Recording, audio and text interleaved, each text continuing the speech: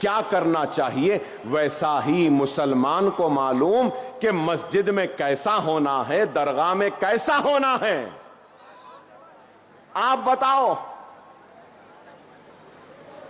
यहां पे ठहरे और इस मजमे में मौजूद मेरे हिंदू भाइयों से भी मैं पूछूंगा, आपके मजहब के बारे में, या मीडिया में भी हिंदू भाई होंगे, उनसे कहूंगा आपके हिंदू मजहब के बारे में आप बेहतर जानेंगे या मुसलमान बेहतर जानेगा?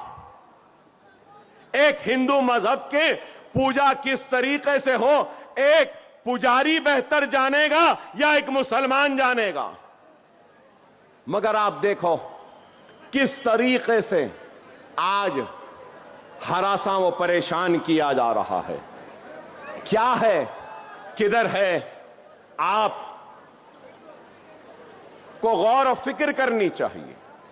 अब मैं आया, जैसे आते ही पुलिस वालों ने मुझे एक नोटिस दे दी, कहा कि अकबर साहब आप इस पे दस्तखत कर दें। चलिए मैं कर देता हूं कि आप शहर की पुरअमन फिजा को नहीं बिगाड़ेंगे। क्या अब तक मैंने कोई ऐसी बात कही जिससे कि शहर का अमन मुतासिर हो? ठीक है, दे दिए, ले लिया। ये कानून के मुहाफिजीन हैं, मैं कानून बनाने वाला हूं। तो कानून का एहतराम करना मेरी जिम्मेदारी, कानून का इतलाक करना इनकी जिम्मेदारी। इन्होंने इनकी जिम्मेदारी निभाई, मैं अपनी जिम्मेदारी निभा रहा हूं। लेकिन मैं ठहर कर सवाल तो कर सकता हूं ना। रसूलुल्लाह सल्लल्लाहु अलैहि वसल्लम की शान में एक शख्स ने मुसलसिल गुस्ताखी की, मुसलसिल हमारे दिलों को ठेस पहुंचाई, हमारे आका के का गुस्ताखियों का सिलसिला जारी रखा, और उस शख्स पर आज तक भी उस शख्स की ना गिरफ्तारी हुई, ना वो जेल में गया, ना उसको पुलिस पकड़ी। मगर मैं मुसलमान मालेगांव को आया तो नोटिस मिल गई। क्या ये इंसाफ है? क्या ये इंसाफ है? अरे इंसाफ का तकाजा है कि हर वो शख्स जो मजहबी मुनाफरत फैलाता है और हिंदू मुसलमान के बीच में तफरीका डालता है, उनको बांटता है, उनको लड़ाता है, हुकूमत को और पुलिस को चाहिए कि ऐसे लोगों को गिरफ्तार करे और जेल में डाल दे, ताकि हिंदू और मुसलमानों के बीच में कोई दीवार ना पैदा हो।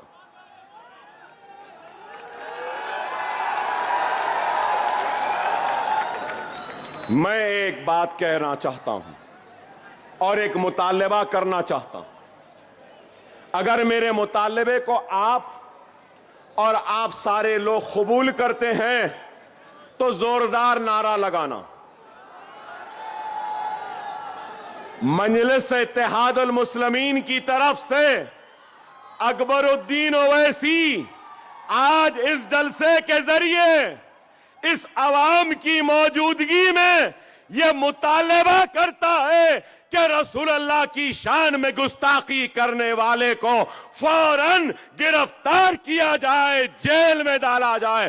क्या आप मंजूरी देते हैं?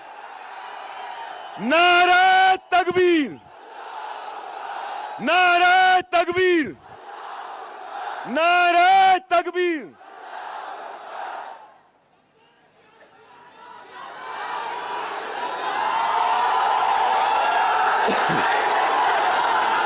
हमें यकीन है कि मुल्क का कानून जरूर रसूलुल्लाह की शान में गुस्ताखी करने वाले को पकड़ेगा। मुझे यकीन है कि जिस तरीके से ये सच्चे बहादुर जवां मर्द पुलिस वालों ने जो मुझे नोटिस दी है, यही सच्चे जवां मर्द ईमानदार पुलिस ऑफिसर अपनी ड्यूटी करेंगे और गुस्ताख को भी पकड़ कर लाएंगे, मुझे यकीन है। अब वक्त बताएगा, वक्त फैसला करेगा। हम जानते हैं। और फिर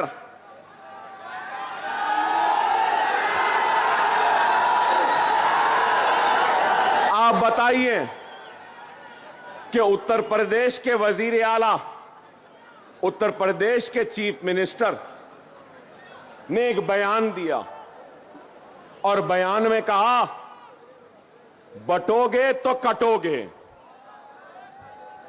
यहां मीडिया वाले बैठे हैं, मैं मीडिया वालों से एक छोटा सा मशवरा दूंगा आपको। जरा योगी साहब से पूछिए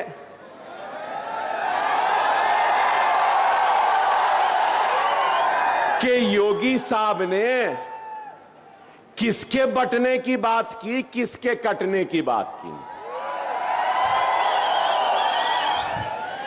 मिस्टर योगी किससे मुखातिब हैं? बटोगे किससे कह रहे हैं? कटोगे किससे कह रहे हैं? जरा पूछो ना भाई।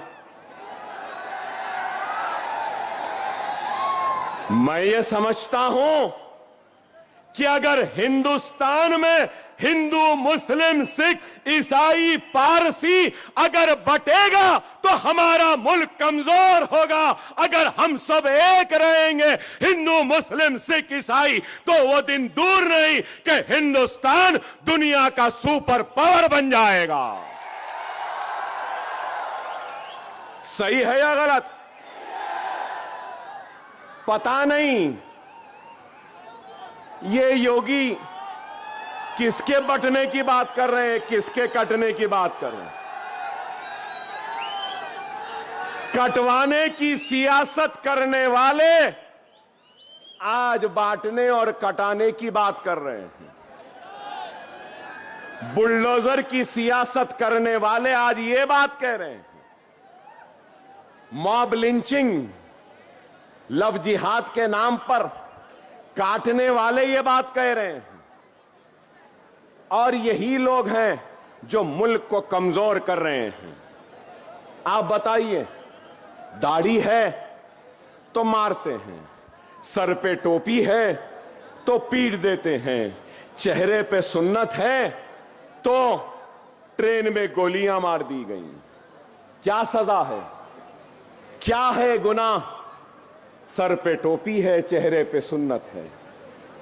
गोश है तो नई बीफ है, कह दिए मार दिए। Mob lynching.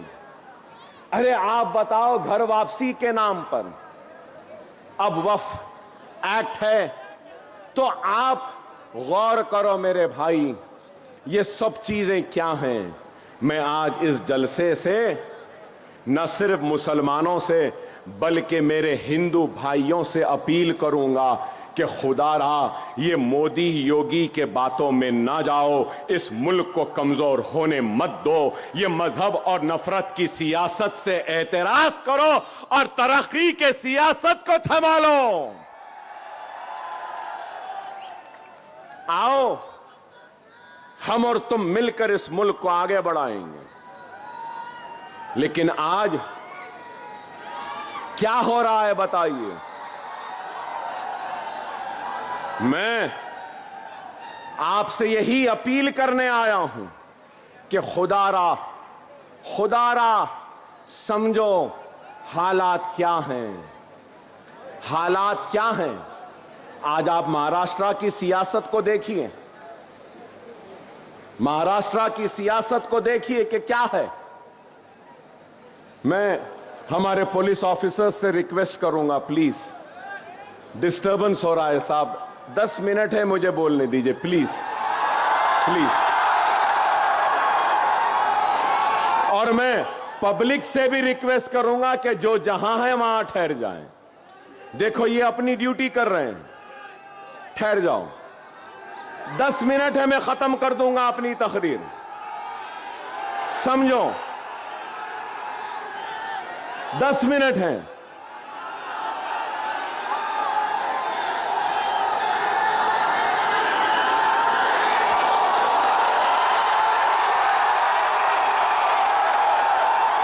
मैं समझ गया आप क्या बोल रहे हैं,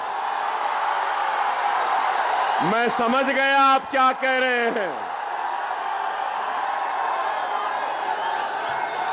इंशाअल्लाह फिर आऊंगा और फिर उस पर भी बात करूंगा। मगर मैं आपसे यह बात कहना चाह रहा था कि आप देखिए कि कितनी पार्टियां हैं। आज से 5 बरस पहले बीजेपी थी, शिवसेना थे, दोनों मिलकर इलेक्शन लड़े। कांग्रेस थी, एनसीपी थी, समाजवादी भी थी, मजलिस भी थी। और आज एनसीपी के 2, शिवसेना के 2, और उसके बाद में कांग्रेस भी है, उसके बाद सब हैं। इलेक्शन से पहले मिस्टर मोदी और मिस्टर उद्धव ठाकरे मिलकर इलेक्शन लड़े ना। इलेक्शन के बाद मिस्टर ठाकरे अलग हो गए, मिस्टर मोदी अलग हो गए, और मिस्टर ठाकरे मिस्टर पवार से मिल लिए, और मिस्टर ठाकरे उसके बाद में फिर मिस्टर राहुल गांधी से भी मिल लिए ना। एक सियासी जमात आती है तो उसकी एक आइडियोलॉजी होती है, एक उसकी सोच होती है, फिक्र होती है। ठीक है, मैं आइडियोलॉजी से इत्तेफाक नहीं करता। किसी की हिंदुत्व की आइडियोलॉजी, किसी की सोशलिज्म की आइडियोलॉजी, किसी की सेकुलरिज्म की आइडियोलॉजी, किसी की कैपिटलिज्म की आइडियोलॉजी। क्या इस बात से कोई इनकार कर सकते हैं कि बाल ठाकरे, उद्धव ठाकरे और शिवसेना की आइडियोलॉजी हिंदुत्व की है या नहीं? मीडिया वालों से भी पूछूंगा, है ना? ठीक है भाई, वो उनकी आइडियोलॉजी है। कांग्रेस की आइडियोलॉजी क्या? सेक्युलरिज्म बोलते हैं, अंदर से तो कुछ और उनकी आइडियोलॉजी है। तो अब सवाल यह है कि हिंदुत्व आइडियोलॉजी आज सेक्युलर आइडियोलॉजी के साथ है। तो उद्धव ठाकरे ने राहुल, प्रियंका, सोनिया गांधी और मल्लिकार्जुन खड़गे और पूरे कांग्रेसियों को क्या हिंदुत्व की आइडियोलॉजी का सबक पढ़ाने में कामयाब हो गए, और गांधीयों ने हिंदुत्व की आइडियोलॉजी को कबूल कर लिया कि उद्धव ठाकरे से हाथ मिला लिया? जवाब है? कोई जवाब है? नहीं है। मिस्टर मोदी हिंदुत्व के चैंपियन, मिस्टर योगी हिंदुत्व, खैर उनकी आइडियोलॉजी है, उनकी आइडियोलॉजी है, मुबारक उनको। और मिस्टर मोदी ने क्या कहा? ना खाऊंगा ना खाने दूंगा, 15 लाख वापस लाऊंगा, करप्शन का खात्मा करूंगा, डिमोनेटाइजेशन। अरे वाह, क्या बातें थे मिस्टर मोदी के कि अजीत पवार शरद पवार को छोड़ दिए और करप्शन से ये मिस्टर मोदी योगी हाथ मिला लिए। गई। अब आप देखो क्या है। और फिर गारंटीज का वक्त आ गया। कोई 5 गारंटी, कोई 6 गारंटी। कांग्रेस शायद आज ऐलान करने वाली थी उनका मैनिफेस्टो। हमारे रियासत में भी कई गारंटीज दिए हैं। ऐसी गारंटी है कि बोलते ना, वो नाना की दुकान पे मामू की फातिहा, वैसा हिसाब है। ये दे देंगे, वो दे देंगे, ये दे देंगे। बहरहाल वो गारंटियां पूरे नहीं हुए। अब ये गारंटी कौन लेगा इलेक्शन के बाद? क्या पवार ठाकरे के साथ रहेंगे या शिंदे के साथ जाएंगे? ये गारंटी कौन लेगा? क्या शिंदे पवार के साथ रहेंगे या फिर गांधीयों के साथ चले जाएंगे? गांधी क्या गारंटी लेंगे कि वो बीजेपी के साथ नहीं जाएंगे? अरे ये इसकी सियासत में, महाराष्ट्र की सियासत में ना कोई आइडियोलॉजी रही, ना कोई उसूल रहे, ना कोई अक़दार रहे, कुछ नहीं रही। सिर्फ इख्तिदार की कुर्सी होना है। याद रखो, याद रखो, हमारा कोई नहीं है, सिर्फ हम वोट बैंक की तरह इस्तेमाल करते हैं। हमारे पास अपनी आवाज नहीं थी, अपनी जमात नहीं थी। अब आपकी जमात मजलिस है, जिसकी आइडियोलॉजी है आपकी खिदमत, आपकी आवाज, आपकी इज्जत, आपका वक़ार, आपकी शरीयत की हिफाजत, आपके औकाफ की हिफाजत, आपके हक की लड़ाई लड़ना। खुदारा मेरी बात को समझो, मेरी बात को समझो। महाराष्ट्र सियासी मेस में है, मेस कहूंगा, पॉलिटिकल मेस है। यह सुनहरी वक्त है। यहां पे कई किसान होंगे, यहां पे कई किसान होंगे।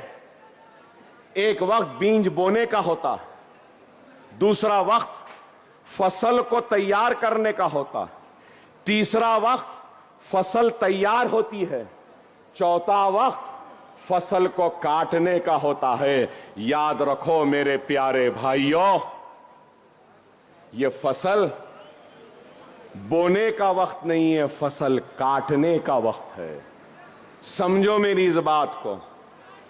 अगर मजलिस के 5 या 7 एमएलए आ गए ना 16 में से, तो मेरी इस पेशन गोई को याद रख लो, तुम्हारी और हमारी के मर्जी के बगैर कोई तख्त पे नहीं बैठ सकता। हम बादशाहगर होंगे, और जब हम बोलेंगे कि क्या दे रहे बच्चों को स्कॉलरशिप दो, यहां पे पावरलूम को मजबूत करो, अपैरल पार्क अमरावती में आया, अपैरल पार्क को मालेगांव में लेकर आओ, हम कहेंगे। यहां की सनत को उजड़ने से बचाओ, यहां के बच्चों के मुस्तकबिल के लिए लड़ेंगे, और हम कहेंगे हमको ये होना, ये होना, ये होना, ये होना। जो हमको देगा हम कहेंगे बैठ जा, हमारे सदक़े, हमारे जूतियों के तुफैल में बैठ जा। हमारा वो मौक़िफ़ है। खुदारा समझो, अव्वलीन हमारी जिम्मेदारी क्या है? सबसे पहली जिम्मेदारी है बीजेपी शिंदे अजीत पवार को शिकस्त देना। देंगे ना? चाय वाले को हराएंगे ना? वो योगी को हराएंगे ना? वो करप्ट अजीत पवार को हराएंगे ना? वो शिंदे को हराएंगे ना? उसके बाद में जिम्मेदारी है तो क्या है? मजलिस जहां है इसको जिताना। जिताएंगे ना? होशियारी से वोट का इस्तेमाल करो, कहीं ऐसा ना हो जाए कि आपका वोट बीजेपी के दामन में ना चला जाए। खुदारा अपने वोट का सही इस्तेमाल करो। अभी 2 मिनट है, 2 मिनट है। अपने वोट का सही इस्तेमाल करो। अगर मैं यही कहूंगा मजलिस को भी नहीं देना चाहते हैं, तो यह समझ लो अच्छाई और मुकाबले में अगर कोई है तो बुराई है। अपने वोट को अच्छाई के लिए इस्तेमाल करो, अपने वोट को खुशहाली के लिए इस्तेमाल करो, अपने वोट को नशा मुक्त मालेगांव बनाने के लिए इस्तेमाल करो, अपने वोट को जालिमों के खिलाफ इस्तेमाल करो, अपने वोट को उन लोगों के हक में इस्तेमाल करो जो आपकी आवाज बनते हैं। अकबरुद्दीन ओवैसी आपका था, आपका है, आपका रहेगा। वादा किया था स्कूल बनाऊंगा, इंशाअल्लाह ताला स्कूल जरूर बनेगा, ये मेरा वादा है। आसमान में भी इस तारीख को सिर्फ पतंग पतंग पतंग पतंग रहेगी। नारे तकबीर, नारे तकबीर, नारे तकबीर। हिंदुस्तान, हिंदुस्तान, मजलिस इत्तेहादुल मुस्लिमीन, पतंग पतंग पतंग पतंग पतंग रहेगी, पतंग रहेगी। वाखिर दाअवाना अल्हम्दुलिल्लाहि रब्बिल आलमीन।